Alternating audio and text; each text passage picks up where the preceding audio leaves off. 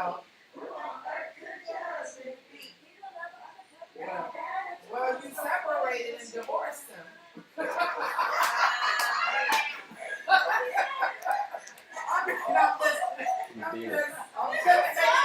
I'm just saying.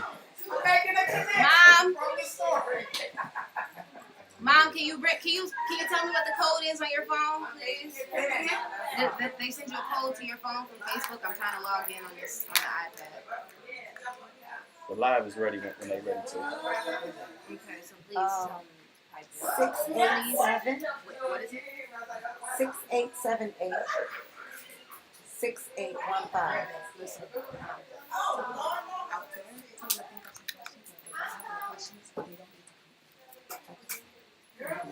Just give us one question. Yeah, come on. Okay, Jordan said if you have questions, I have my question. No, it's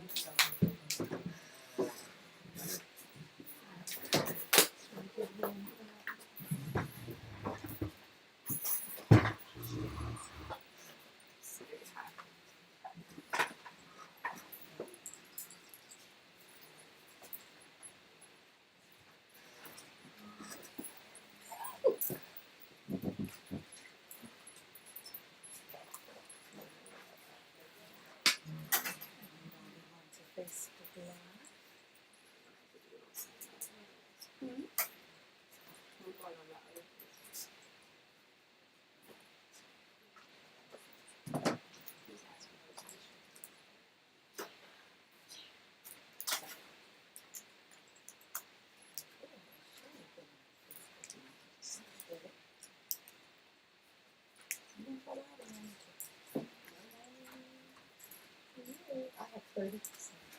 Hey, you little shallow. How you sneak in here? just floated in. Just floated in.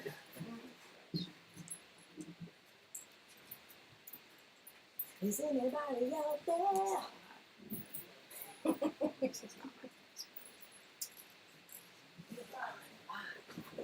Wow. Go deep. Oh, I'll come to Facebook people. We are live in the podcast studio with DJ Goldilocks. That's the understated version. Let's hear the real deal. Go ahead. Is this thing on? Right. Hey.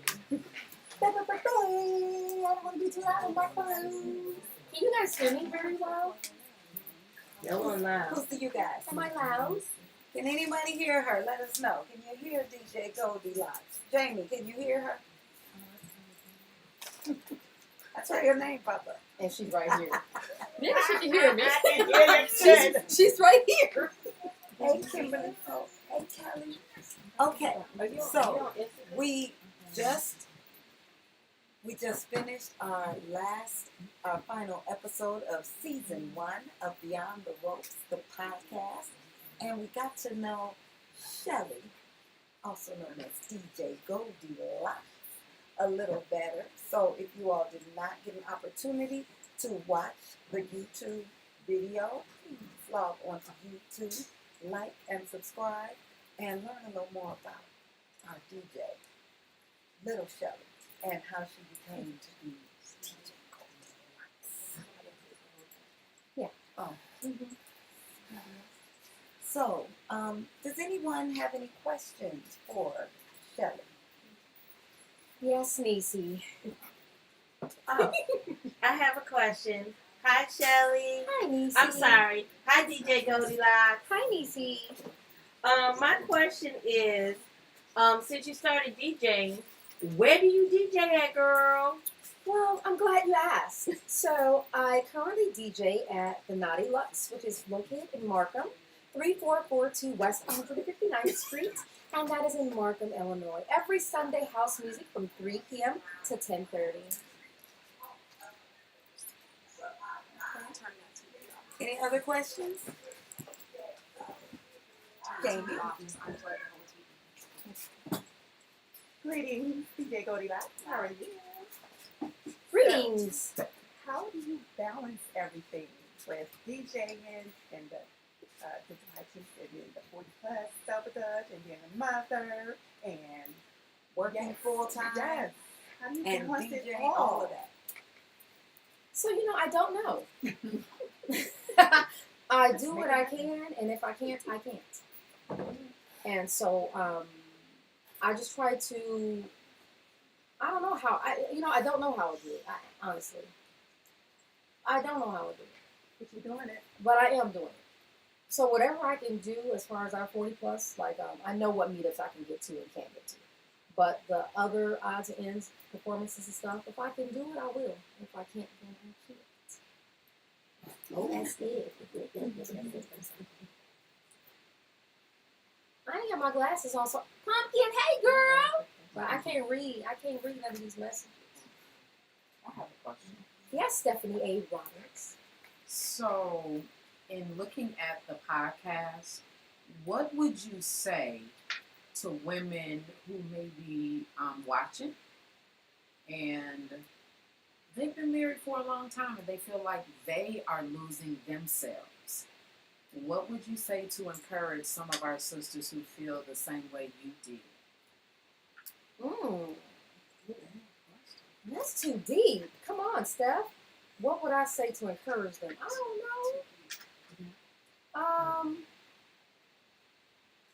Because you said 19 years. 18. 18 years. Because there are many women who have been married for many years in our movement. And they come out because it is a relief. Mm-hmm. And some of them feel like that number means a lot, but they also feel like, where am I in this equation? So you know what happened? So what happened was, so on my birthday, 40, whenever I joined, I can't remember nothing now, 46, 40, 47, 46, 45.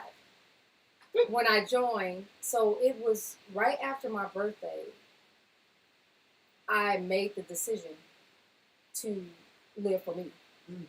So it was actually on my birthday.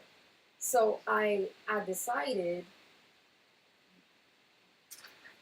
half of my life is over. So when you realize and you start sitting there, you're calculating and you're replaying, and you're like, I don't have that much time left. So whose time is it now? Am I living for them, or am I living for me? So my kids were little. That was one of the main reasons why I stayed. I should have left a long time ago, but I didn't. I do believe that, like Pam, when you're in a marriage, that commitment is supposed to be forever. So even though I did fall out of love a long time ago, I was still committed. But I was miserably committed. So I was waking up doing. It was just a routine, and it was, and we ended up living like roommates. So even though we slept in the same bed, there was no affection. There was no. It was just like we were just there, and so I used to look, and we used to go out with couples all the time, and I remember like looking at these couples and how they used to be so affectionate. We were never affectionate. If you didn't know that we were together, you wouldn't have known we were together. Because we was looking like we looking. You was looking like you Looking like you looking. So we were just like friends. It was almost like that. And he used to sometimes kind of like, because he saw how everybody else was kind of intimate and, touchy-feely, and so he used to try to do a little something, but it didn't mean, it was like, get off me. Don't touch me. Yeah, don't touch me now. So, I don't know how to express to others because everybody's situation is different. I can only speak for myself and my happiness and where I was at that moment.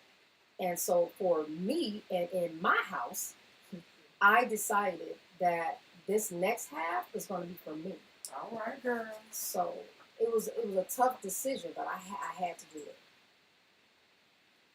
That was a good answer. That's a very good answer. And I think a lot of the women in this movement are feeling that in some way. You know how a lot of men talk about midlife crises? I think for women, a lot of times we come to a midlife crossroads. And we don't really know, okay, where do we go from here? Because we've been living life in a certain way for so long, and it usually means we're putting our needs on the back burner to focus on what everybody else needs. Our husbands, our kids, our grandkids, our parents. And we're not taking the time to make sure that we're happy. That's right. Because we feel like, what is what I'm supposed to be doing? I'm supposed to be taking care of everybody else. But we got to realize that at some point, it's time for us to be selfish and take care of ourselves. But that's not generally what we do or how we do. But I think a lot of the women who have joined this movement are like, you know what? I'm going to take some time for me now. Even if it's just for an hour once a week. I'm going to take some time for me. And then I'm going to get back to life, whatever that might mean. I'm gonna tell you what's so funny. What's so funny is that nobody in my family knew that I was as miserable as I was. Just my daughter, Cheyenne. Cheyenne's the only person that knew. So when I initially got separated, my mom was devastated, my sister, my dad, everybody was like, what? Because they had no clue. I was married. So whatever happens in my house stayed in my house. So I wasn't one to go, like my mom knew like some of the detailed things that was going on, but she didn't know that it was that serious where I was like, I'm done. So it made it harder because then not only do you have the pressure of you and what you're going through inside, then you got all the other entities on the outside with now they got input. You know what I'm saying? So it was a lot at the time, but my family was with me and supported me 100% because they knew I stuck it out, and they knew I wasn't as happy, but they didn't know I was miserable. So I just want to add that in there. That was good. Okay, so listening to your story, Uh-oh. I get kind of in a little message that you might have been a little rebel at some point. Because you seem like, okay, you was in Cali, but school wasn't quite your thing. And normally school isn't a kid's thing. They do other things. They get into other things. So, what other things did you get into? Because I feel like there's some stuff in there you got into some stuff, and so you end up coming to Chicago because There's a little more to this there's a story. little more in there, and I just want to hear a little of that. You got no record. Right, I don't have a record. However, so I wasn't, okay, I was a little bad. I wasn't bad, but Curious. okay, let's go back. God, dog, okay? I'm just saying. So, growing up, because my mom was not there, and my auntie I was in my aunt and my grandmother's house. There was not, and my aunt was always gone, so it was really my grandma. Then my grandma was here half of the year, and then she was back, so she was back at court. She'll stay portions. Oh, so you had a lot of free time. I had a whole lot of free time. So I literally had no guidance. Me, my sister, and my cousin, my little cousin, we were out all the time. All the time. So, and we weren't even doing anything, but it was just the fact that we didn't have anybody to be like, hey, you need to be home before the street lights and all that stuff. So when you guys say that, being funny, I'm like, hey, I can do what I want to do whenever. We were not necessarily bad kids. We just did whatever. You know what I'm saying? I was a tomboy too, so we used to like jump off roofs and throw lemons at cars and break into abandoned houses. Go ahead, girl. No judgment. No judgment here. She was young. Just say something. No. So and stuff like that, and that's really it. So we wasn't really bad. Just busy. So, when you got to Chicago, how much free time did you have? 'Cause Chicago, when you got a lot of free time, you get to do a lot of partying and, hanging out. And sometimes, you get into wrong atmosphere sometimes, but it's all having a good time. So, did you have as much freedom here in Chicago that you did in Cali? I did. So I'm gonna tell you this. I don't drink and I don't smoke. I don't. All I did really was I used to dance. That's it. I used to go to the warehouse back then. Okay, let me go back. First of all, I didn't like house music when I first came to Chicago because I was a hip hop head. I'm from LA. Give me some MC Light. Give me some DJ Come on out with Quick. it. Yes. Give me some Yes. Too Short. We go to the East Coast, but I did not want to hear any house music. I was like, what is this? I didn't want to hear none of that. So I used to go out with my cousin Angie all the time, and she was a house head. So I eventually became a house head by my cousin dragging me around. So so we used to go to the warehouse and all that stuff. But I wasn't. So when I moved out here, I was 22. So I was grown. When I moved out here, and then we ain't going there. Don't be looking at me like that. Come on back. I'm talking to the people in the camera. I'm talking to the people in the Come camera. on back. So I wasn't really bad or anything like that. So I just really just kind of hung out and just went home. I just like to dance and go home. That's it. Now going back. So the reason I wasn't very promiscuous, I wasn't didn't drink or smoke as I got older, because back then I saw a lot of stuff. Being in the environment that I was in, I saw a lot. So my first time I smoked weed was with my dad. I had to be like 10. My dad and my mom were not right. They were of the world. Is that what you're saying? Mm-hmm. So it was a lot of stuff that I don't really know how I made it. Because when I sit back and think about all the stuff that I was in and saw, and cocaine and partying and freebasing, and I don't know what kept me. God. So I still don't drink or smoke because of that was in my past. I hated the fact when my mother came into town, all the people would come and the stuff that would come with it. So I just never got into the drinking and smoking thing. When I was in school, I'm going all over the place because I got a lot of things going on. So just come with me, okay? Just stick with me. Walk with me. There you go. So, growing up, I told you I stayed with my grandmother and my aunt. So I slept on the couch. I really didn't have that stable life. I stayed with my aunt. I stayed with my mom. I stayed with my sister. I stayed with one of my girlfriends, Keisha, who I used to rap with. So I was a floater. Young. I used to travel. Come on, we got you. I had a green garbage bag I used to keep my stuff in. And I used to go to everybody's house and go to sleep. My mom and dad never asked not one time where I was. They never saw a report card. They never came to an event.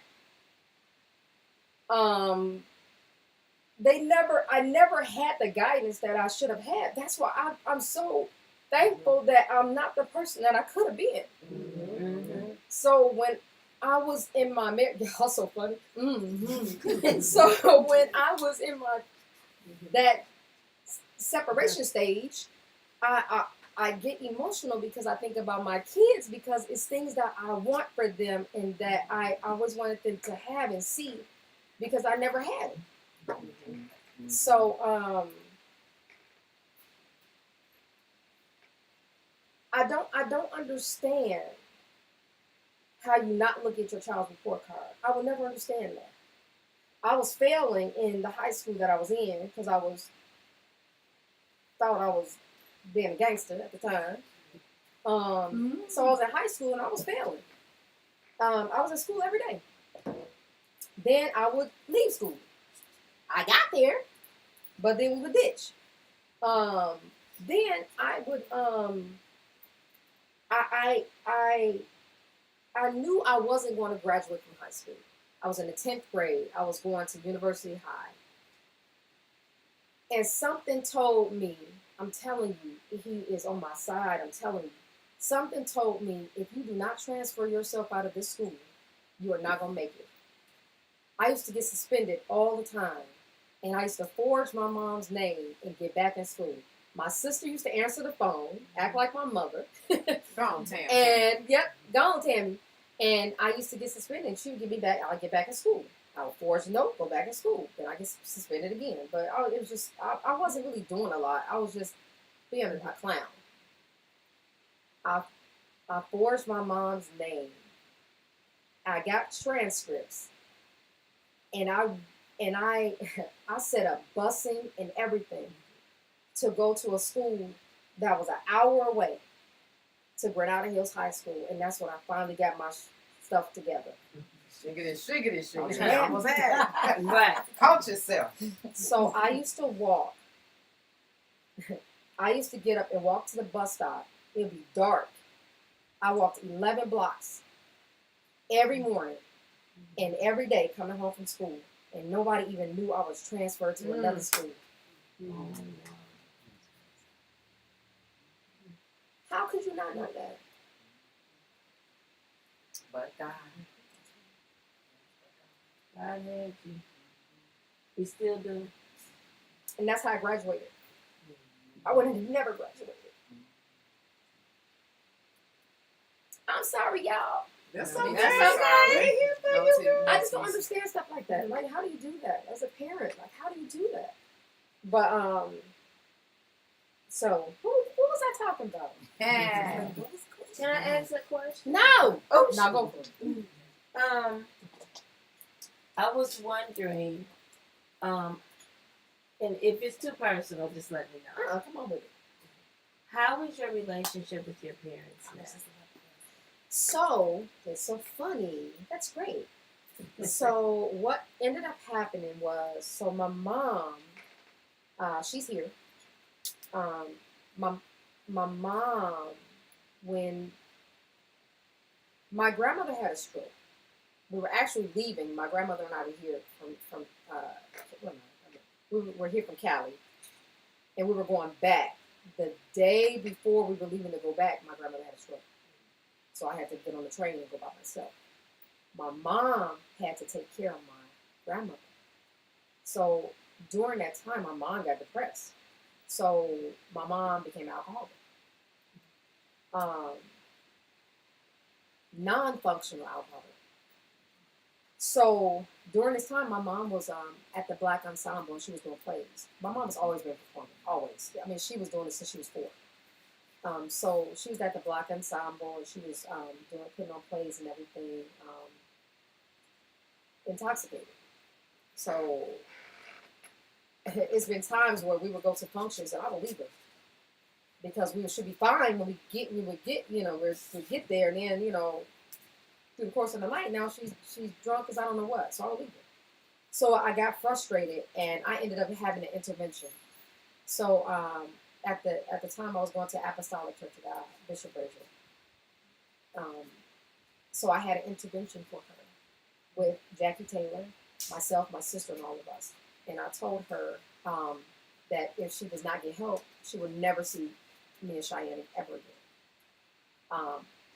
2 days later, first of all, she was in denial and she got mad at me and everything at first. Because we get upset first. So she was so pissed at me for having all these people in this room to tell her that she needed to get help. But anyway, long story short, she went. That was maybe 22 years ago, 21 years ago. My mother has been clean this over since. Oh, that's great. So, in saying that, my mom is my ace queen queen. She's my biggest supporter. We are extremely close. She has this feeling like she feels like she owes me, though, which I don't. But that's her being a mom. I can understand that, me being a mother. She feels like she owes me for saving her. So it's like she goes over and beyond to try to make sure I'm good. But I'm like, you don't have to, that's me. I'm your daughter. This is what I'm supposed to do. My dad was clean and sober before she was. My dad was like, I'm tired of waking up on people's doorsteps and I don't know where I am. So I was like, well, good. So he just decided, and this was during a time we were all still in Cali. My dad got clean and sober then. So I was like 8, 7, 6, 15. So my dad and I are very close. He lived in Vegas. So my parents and I, we have an awesome relationship. We're very good. That's good. Can I shift the atmosphere? Come on. You said in the podcast that music is your medicine. Mm-hmm. You said music is your medicine. It is. Can you elaborate on that a little bit? Because I see the smile on your face. Music, I don't know how you, music is just everything to me. I don't know. When I wake up in the morning, I turn on music. I have on the news and a big speaker in my room with music blasting. So it just helps my whole mood. I don't even know how to explain it.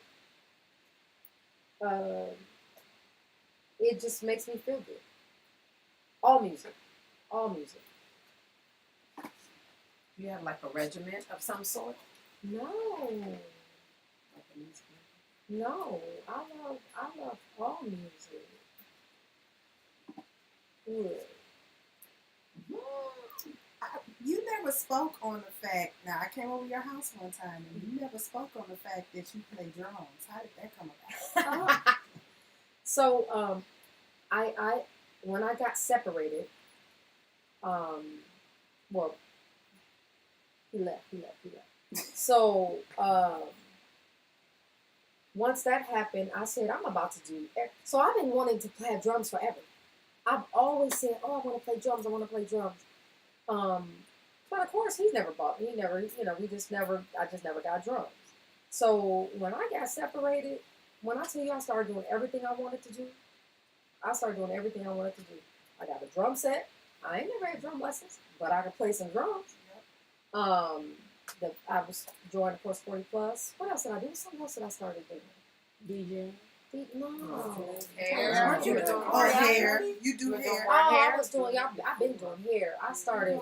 Yeah, I was trying to teach a dance class, hip hop dance class. I was doing that, and it's just everything. My life really revolves around music. It really does. So everything that I enjoy really has everything to do with music. Last night a DJ saved my life. That's right. Come Come on. You got a question? Come on, Miles. You have a question? So my question is, They got do questions. you think that you partially stayed in your marriage as long as you did because you came from an unstable upbringing? Was it something that you wanted to give your kids because you didn't have it? Do you think that played a role? And, Oh yeah. I mean, how did you even, decide you wanted to be married after coming out of dysfunction? So I always knew I wanted to be married because a lot of the women in my household were not married. My aunt was. My mom never been married. My other aunt was never married. So I always knew that I wanted to be married at some point, and have kids and just have a family. I wanted that whole, little white picket fence thing. Everybody kind of American dream. yeah, American dream, right? But it was good. It was okay. I have another question for you. So now that you transitioned through and you have found yourself, do you and your ex-husband now have a good relationship? So we we don't have a bad relationship, but he didn't see it coming. I don't understand. I don't know why he didn't see it coming. When I tell you I woke up around my birthday and I was like, I'm done, it shook his whole world. But I've been telling you I've been unhappy. I've been telling you this. I have voiced everything. I never kept anything in. I'm like, hey, I'm upstairs, you downstairs, I'm downstairs, you upstairs. No date night, no, it was like nothing. It was like, I told him, I said, we're living like roommates. We're living like roommates. I said that for years. So I think maybe he thought I wasn't gonna win because it was like that for years. You would try to have stuff going on at night when we get into bed, but you ain't said nothing to me all day. No, get off of me. It's not happening. So it's once he left, he was very bitter. He was very bitter. I think he's still bitter about it.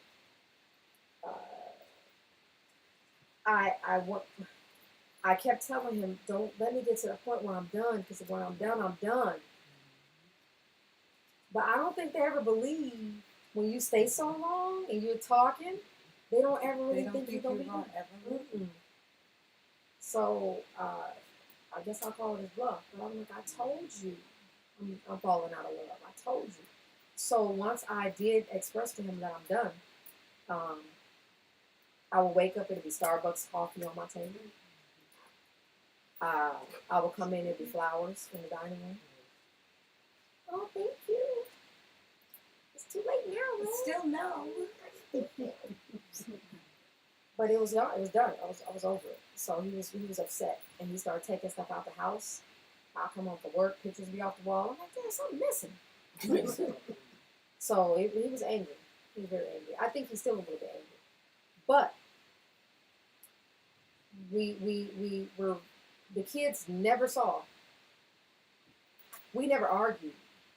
So even though he left, and everybody was so, oh my God, the kids, I'm like, they'll be okay. They'll be okay. Because as long as they don't see the turmoil, then they're okay. It was hard because it's like daddy's house and mommy's house. But they never saw us argue. They never saw they never saw any of that. So, like now, I don't have set dates. He don't have set dates. It's like whoever gets the kids. You know, you have them, okay, I got them, whatever. It's when I tell you it's so smooth, it's smooth. I couldn't ask for anything better. He's an awesome dad. Awesome dad. He's an awesome man. He's a great man. He's just not great for me. So I love affection and, attention. Look at me, wink at me, smack me sometimes. Smack it up, flip it, rub it down. What? So, I'm good now. I'm good now. Tell us about that. Why are you good now? What, my boo? Uh-oh. You said it. Girl, yeah, I don't tell. Save it. Come on, Don't give somebody some hope. Give Give somebody Don't give too much stuff. Give them hope. I ain't gonna give him too much. Keep hope alive. Keep hope alive. No, I'm good. I date. I'm currently dating. We actually DJ together. So, I don't know if I should say his name, Is he on here? You live? Are you live? We DJ together at the Naughty Lux, and we met there DJing, and everything just kind of fell into place. So, our love for music is genuine, and we have that togetherness. We have a lot in common, and I'm in a cool place. I'm happy, and I'm happy to be me. And if they want to know more, they can meet you at. Meet me. Anybody got no questions on here? Am I talking Yeah. too much? Okay, so this one goes back. So looking at you, you are just so naturally talented, right? Like it's like you just take something and just go with it. Don't have to. It just naturally come to you. So that I'm blessed says, Shelly, who taught you how to double dutch, and who taught you all your smooth dance moves? Stop I'm like, that. she just Hey, naturally that- like this is what I want to say. Taught me how to double dutch. So we were double dutching here. You know, we don't double dutch like that in LA. So growing up here is where my sister, my aunt, my mom, and my aunt, they can jump. They just don't, but they can. My mom actually came out for my 47th or 48th birthday to Country Club Hills, and she jumped then. But dancing, I've always danced. So I always have dance moves. I be trying to come up with some stuff in the rope, but they don't always want to do it. But I be coming up with some stuff. Do you do it? No, it's for you guys. Yeah. I came up with the idea. But you came up with something about dances, right? I did. Hopscotches. Yeah, I choreographed a couple of things. Come to the Come to the party, vibe.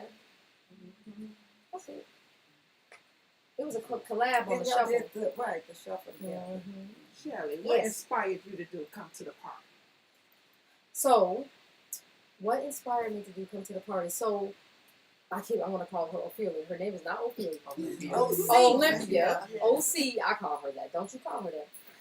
She was like, Shelly, it's this line dance that we should have a dance that go to this line dance or whatever. And so she let me listen to this beat. And I'm like, okay. It's the dance that that Olympia does with her legs. Oh, It's that's like come the- to the party. Oh, Come to the come to party. the party. She I'm talking talking about about the vibe, and you asked about come to the sorry. party. I'm like, That's that okay. wasn't Well, okay. what- But go ahead, tell us Okay, about the the vibe, vibe. the vibe. What inspires you to do the vibe to come up with the vibe? So we're gonna do the vibe, then I'll do the party. So with the vibe, she wanted me to listen to this song because I know y'all want to know that too. So I listened to the beat and I'm like, okay. I said this would be cool. I said, but we can't have a new school song with new school dance because that's not what we're about. We old school. So I took the beat that she had, and I actually made the routine up right there when I listened to her song, and she was like, "That's hot." I was like, "But we can't use that song." The next day, I found, flashing, and then I put it together, and that's how we came up with the vibe. Come to the party. I think I was doing Gina's hair, and I was like, we need to come up with something else besides the double dutch, besides the hopscotch. So I had squares coming into my house. I have squares on the floor. So Gina and I were in my in my foyer making up. I had the moves, but I'm like, does this look right? She was like, yeah. So we were actually in my foyer, and I made up actually two hopscotches. I don't know why I came up with that. Just ideas. Just trying to do something different. Adding to what we have. Yeah, just add to what we have. Because I'm like, if we could do this, we could do this. If we could do this, then we could do this. So, you could get with this, or you could get with that. I do have one more question. You too deep. I don't This know. is not deep though. This is so you said Shaka Khan. You know, that's my girl. You know, what you know about Shaka? You know, do you still keep in touch with her because of the connectivity with your mom and your mom's singing background? What's your relationship with Shaka Khan? So, we don't talk all the time, of course.